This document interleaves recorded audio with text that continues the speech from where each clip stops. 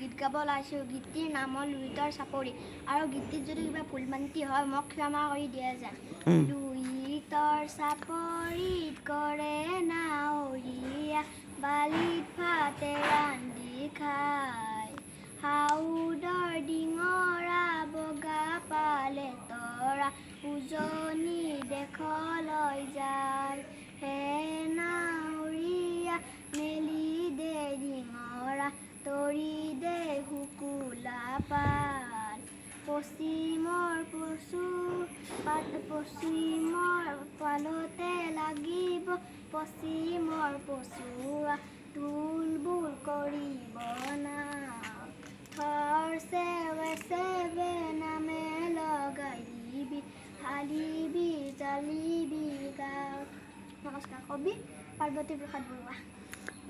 এক মিনিট শুনা।